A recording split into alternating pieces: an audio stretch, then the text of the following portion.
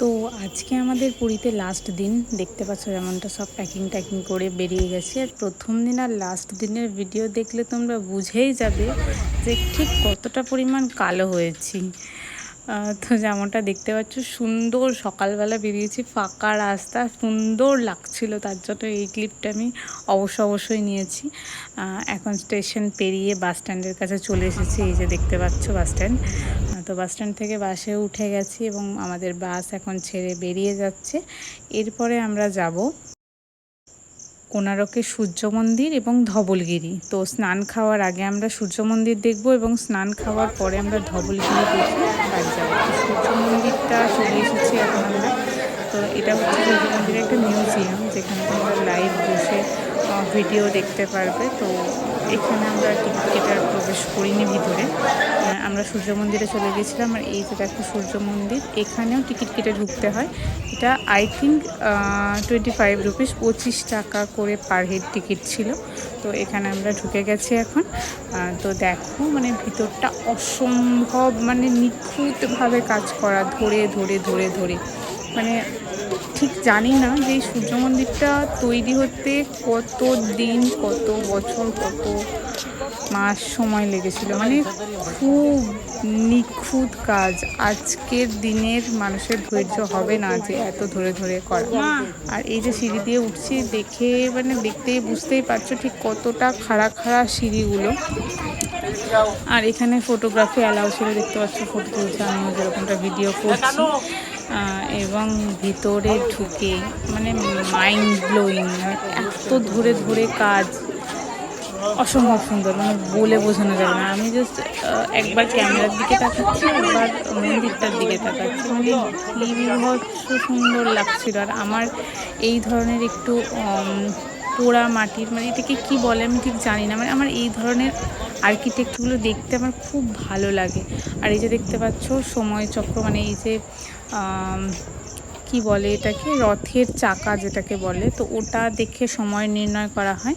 তো এখানে যারা গাইড ছিল তারা দেখাচ্ছিল যে কিভাবে সময় নির্ণয় করা হয়।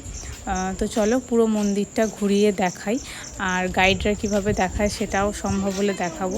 এখানে অনেক গাইড ঘুরছিলেন গাইড করানোর জন্য যে এটা এভাবে হয় বা এখান থেকে এভাবে যায়। তো এই যে দেখো পুরো মন্দিরটা এইভাবে নিখুঁতভাবে মানে কারুকার্য করা, আমার বলতে গিয়েও মানে চাকাটা দেখছো মানে কত নিখুঁত, ছোট ডিজাইন। তো এই যেভাবে পুরো মন্দিরটা ঘুরলাম। আর পিছনের দিকে ছিল এরকম একটা অসমাপ্ত বা হয়তো সমাপ্ত করা হয়েছিল, উপরটা কালক্রমের চক্করে ভেঙে গেছে, অনেক দিন হয়ে গেছে এই মন্দিরটা তৈরি হয়েছে। তো সেক্ষেত্রে হয়তো বা এটা ভেঙে গেছে। আমি এর ইতিহাস ঠিকঠাক জানি না, তাই আমি একদম শিওরিটির সাথে বলতে পারছি না যে এটা কোনো মন্দির ছিল বা ছিল না বা কিছু। তো এই ছিল মন্দিরটা। আর এখানে একটা গাছ ছিল যেখানে বসে থেকে আমি মন্দিরটাকে দেখছিলাম, মানে গাছের ছায়ায় বসে তো অসম্ভব ভালো লাগছিল, এত রোদ্দুরে ঘুরে। আর যদি বলতে গেলে মানে যে যদি বলা হয় যে এই মন্দিরের মধ্যে সবথেকে বিশেষত্বটা কি, আমি বলবো ওই চাকাটা। মানে একটা চাকাকেও যে এত নিখুঁতভাবে আঁকা যায়, মানে ফুটিয়ে তোলা যায়, এই মন্দিরে না এলে বোঝা যাবে না। তো এটা ছিল পিছন দিক থেকে। তারপরে আমরা আবার বাসে চলে এসেছি এবং এখান থেকে আমরা গিয়েছিলাম ধবলগিরি, যেখানে কোনো পিকচার নেওয়া হয়নি, এবং ধবলগিরি থেকে সোজা আমরা বাড়ি। আর এই ব্রিজটা দেখতে পাচ্ছি মোটামুটি 2 কিলোমিটার তো হবেই এই ব্রিজটা। তারপরে আরও একটা ব্রিজ, মানে আমি প্রত্যেকটা ব্রিজ ওখানে ধরে নিয়েছি ফুটেজ। আর এই যে দেখতে পাচ্ছি এখন কটক, আমি কটকটা দেখে না, মানে আমি বইয়ে পড়েছিলাম কটক, তো কটকটা দেখে আমার মনে হলো ক্যাপচার করি, মানে খুব ভালো লাগছিলো দেখতে আর কি। এই যে দেখো, এটা তো মিনিমাম 5 থেকে 8 কিলোমিটার হবে, মানে চলছি, মানে আমি যদি পুরো ভিডিওটা এখানে রাখি তোমরা দেখেই বোর হয়ে যাবে, মানে এতটা স্পিডে যাচ্ছে বাসটা, বুঝতেই পারছো দেখে ঠিক কতটা স্পিডে যাচ্ছে।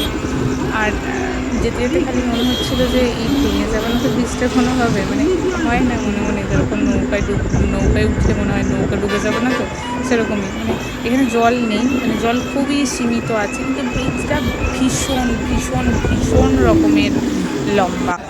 রাত্রে বাস থেকে খাবার খেতে একবার নেমেছিলাম, তারপরে এত ক্লান্ত ছিলাম কোনো ভিডিও ক্লিপ নেওয়া হয়নি। তারপরে প্রাণের শহর মেমারি চলে এসেছি। তো আজকের ভিডিওটা এই পর্যন্তই রাখলাম। সকলে সুস্থ থেকো, ভালো থেকো।